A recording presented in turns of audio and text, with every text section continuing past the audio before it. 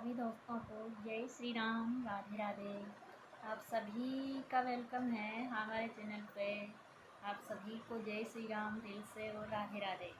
आज हम बात करने वाले हैं कि आपकी नियति तय करती है कि आप किससे मिलोगे, किससे बात करोगे। अब आप बोलोगे कि नियति कैसे तय करती है। जिसने नियति का खेल समझ लिया उसको ये चीज़ें समझ में आ जाएगी कि कैसे क्या क्या होता है, कैसे ये सब चीज़ें होती हैं। अब नियति बनती है हमारे कर्म से, नियति बनती है हमारे कर्म से।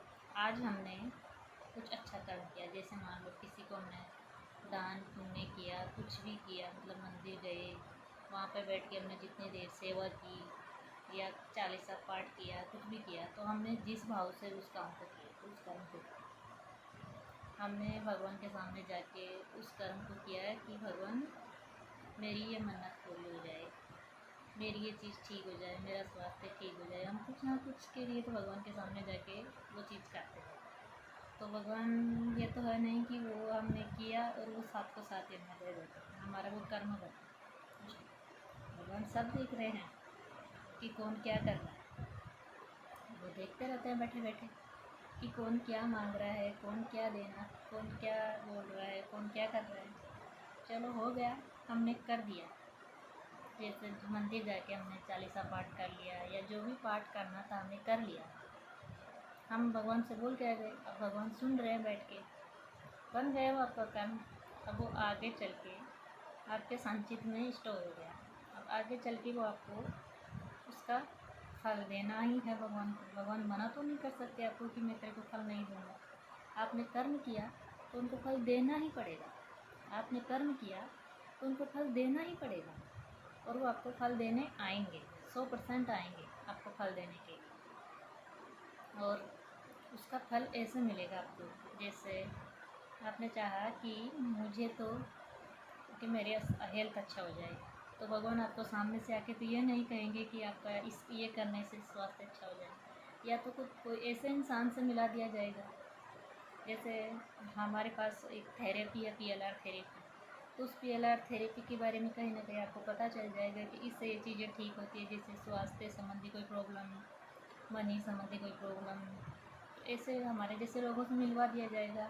या कहीं ना कहीं आपको मतलब ऐसे इंसान से मिलाया जाएगा जहाँ आपकी प्रॉब्लम समस्या का सॉल्यूशन होना होगा। जैसे किसी ऐसे डॉक्टर का पता चल जाना कि आज इस डॉक्टर के पास जाएं हम, तो भगवान क्या है हमारे दिमाग में विचार देते हैं कि नहीं, वो पहले नहीं आया वो। अब वो टाइम आता है ना हमारा, जो है वो समस्या ख़त्म होने का, कि वो समस्या भी हमारे हमारे कर्मों से ही आई होती है। ऐसा नहीं होता कि भगवान ने दिया हमें समस्या, नहीं, भगवान हमें कुछ नहीं देते, वो सिर्फ बैठे बैठे देख रहे हैं। हमारे कर्म हैं, कर्म हमारे हैं और उनका भुगतान भी हमें कर रहे हैं। तो अगर हम भगवान के पास चले जाते हैं तो वो सोचते हैं चलो ये हमारे पास आ गए वापस, तो वो थोड़े बहुत में भुगतान करके उसको बता दे देते हैं डॉक्टर का। जैसे भाई अगर बॉडी का डॉक्टर से समस्या ठीक होनी होगी तो बॉडी के डॉक्टर का पता दे देंगे आपको, और अगर सोल के डॉक्टर से आपकी समस्या ठीक होनी होगी तो सोल के डॉक्टर का पता दे देंगे। अब हम हैं सोल के डॉक्टर, तो सोल में जो प्रॉब्लम होती है भाई ये समस्या सोल की है तो सोल से माफ़ी की होगी, तो अगर माफ़ी प्रार्थना से ही ठीक होगी। अगर कोई किसी से मतलब जुड़ा हुआ है, किसी का कनेक्शन किसी से जुड़ा हुआ है, तो वो उसकी कोर्ट कटिंग होगी तभी होगी, ऐसे तो हो नहीं सकती। और वो आप करवाओगे तभी होगी। अब वो आपके ऊपर है, भगवान आपको रास्ता दिखा सकते हैं, करवाना आपके हाथ में है। आप करवाना चाहो या ना, कि उसका लाभ आप लेना चाहो या ना लेना चाहो। ऐसा नहीं है कि भगवान फल नहीं देते, भगवान कर्म का फल देते हैं 100%। जिस भाव से हमने जिस कर्म को किया उसका फल हमें वो 100% देते हैं। एक इतना भी ये प्रकृति हमारा इतना भी नहीं काटती, इतना मतलब एक जर्रा भी जाया नहीं करती है प्रकृति हमें 100%। वो एक भजन सुना होगा आपने कि जो बोएगा वो काटेगा, ये जग कर्मों की खेती है। ये बात 100% सच है कि अगर आपने भगवान के सामने जाके उनसे प्रे किया, उनके मंदिर जाके, तो वो सब देख रहे हैं, पर उनको पता है कि इसकी ये प्रॉब्लम अभी सॉल्व नहीं कर सकते हम। तो हमको क्या लगता है कि भगवान तो हमारी सुनते ही नहीं, वो हमारी सुनते ही नहीं। हम उनके मंदिर जा जा के भी परेशान हो गए, पर वो हमारी सुनते ही नहीं। पर ऐसा नहीं है, वो सुनते हैं, सब देखते हैं, वो बैठे बैठे सब देख रहे हैं कि किसको कब क्या देना हो। पर पहले वो कर्मों को, मतलब जो जो बुरे कर्म होते हैं हमारे, उनको वो पहले निकालते हैं कि आगे मेरे भक्त को कोई परेशानी ना आए, इसलिए वो पहले उनको निकालते हैं। और फिर जब भाई चलो हो गए, इसको थोड़े बहुत में जो सज़ा आपको 20 साल भुगतनी है ना, उस सज़ा को वो 1 साल में फ्री कर देते हैं। ऐसा है उनका नियम। भगवान बहुत दयालु हैं। किसी भी भगवान के पास जाओ आप उनके सामने जाके 2 आंसू भी निकालोगे ना, तो भगवान के 4 आंसू निकलते हैं। किसी इंसान के सामने आप जाके रोओगे ना, तो वो आपको वो चीज़ नहीं दे सकेगा जो भगवान दे सकते हैं। हम दुखड़ा सुनाएंगे किसी इंसान को जाके, तो वो हमारा दुखड़ा सुन तो लेगा, पर 100 में से 1 ही इंसान ऐसा होगा जो अपने पास रख सकता है उस चीज़ को। नहीं तो गए, निकल गए, तो भाई वो ऐसे ऐसे बोल रहा था, तब तो तुम्हारे सामने तो अच्छा बन जाएगा, पीछे से बहुत अच्छा है, बढ़िया है, तुम्हारे कर्मों का ही फल है, वो तो ऐसे बोल के मजाक और उड़ाते हैं। तो इन सब चीज़ों से बचो। ये सब चीज़ें दूसरों के पास जाने के बजाय, इस सबसे बेटर है अगर आपके इस समय दुख है तो भगवान के पास जाइए और उनसे बोलिए, आपकी मदद करते हैं। और वो मदद ऐसे ही करते हैं, भगवान खुद नहीं आ सकते, किसी ना किसी इंसान को भेजते हैं तुम्हारी मदद के लिए कि आप इसके पास जाओ, इससे मिलो। जैसे हमारे जैसे लोगों का वीडियो आपके सामने दे दिया जाएगा कि इससे मिलो, आपकी समस्या का सॉल्यूशन होना है।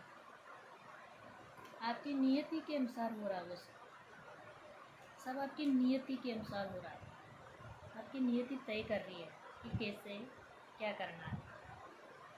आपने भगवान के सामने गए, तो आप भगवान के सामने जाओगे तो बुरा कर्म तो करोगे नहीं, अच्छा ही करोगे, तो अच्छे कर्म का फल मिलना ही है 100%। ये तो है नहीं कि आपका फल काट लिया जाएगी, ये प्रकृति आपका 1% भी नहीं काटती। जिस भाव से आपने जो कर्म किया उसका 100% आपको मिलना ही है। और अगर आपने कुछ भी अच्छा कर्म किया ना, तो वो उसका फल नियति इस तरह से देती है। ऐसे बनती है आपकी नियति, कर्मों से आपकी नियति बनती है।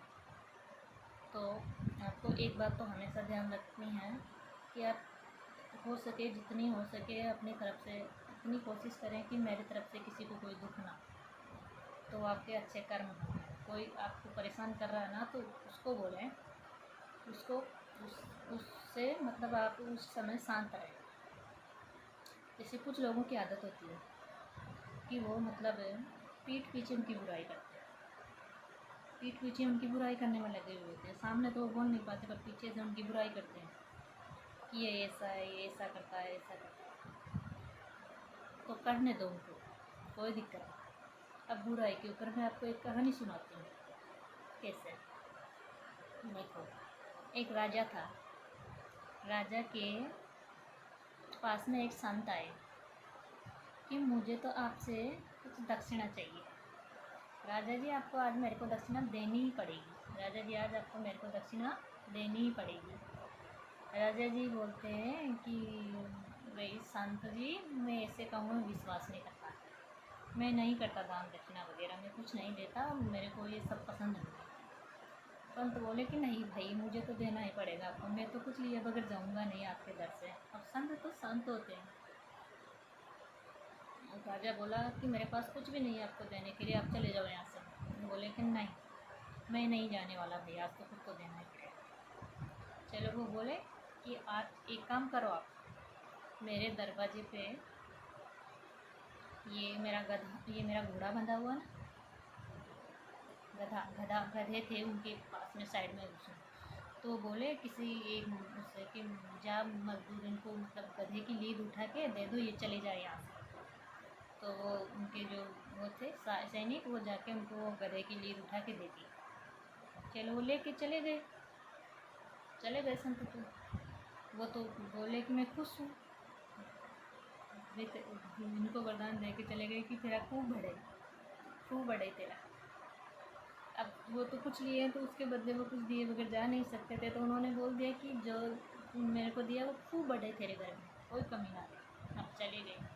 थोड़े दिनों बाद ही राजा के तो मतलब महल में ढेर लग गया गधे की नींद का।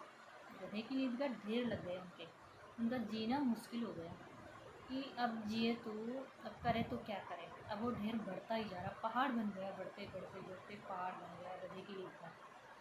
अब जीना मुश्किल हो गया। अब एक दिन बैठे बैठे ऐसे सोच रहे थे कि ये तो नहीं हुआ कि वो एक संत आए थे और उन्होंने मैंने उनको गधे की लीद दी थी, उसके बदले ही तो ये हमारे पहाड़ नहीं बन गया। चलो अब वो चले गए। वहाँ से गए तो उनके पास गए, संत को घूमते घूमते संत के पास चले गए। संत के पास गए तो संत बोले कि संत से पूछे कि राजा बोले संत से कि मेरे महल में ऐसे ऐसे ढेर बन गया गधे की लीद का, मैं क्या करूँ, ये क्यों हुआ मेरे घर में।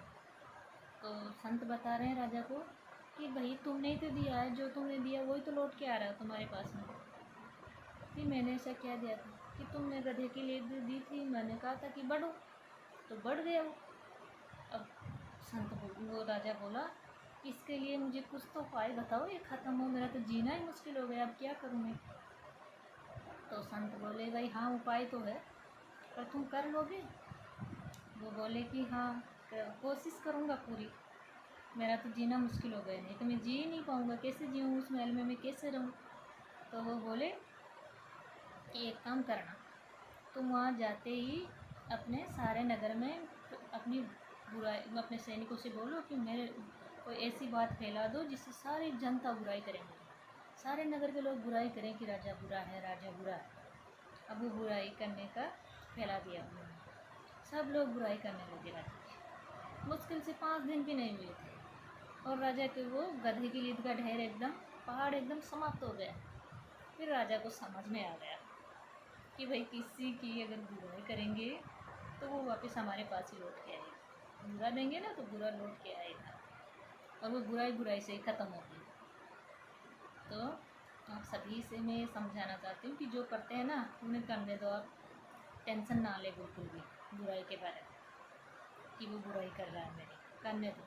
वो तुम्हारी जो बुराई है ना उसको काट रहा है, काटने दो, मस्त रहो और उसको कहो खुश होके कि धन्यवाद भाई तेरा, धन्यवाद भाई तेरा, तू मेरी बुराई कर रहा है, कम से कम मेरे जो बुरे कर्म है ना उनको काट रहा है, तू काट और काट, तेरा लाख लाख धन्यवाद, तेरा लाख लाख शुक्रिया।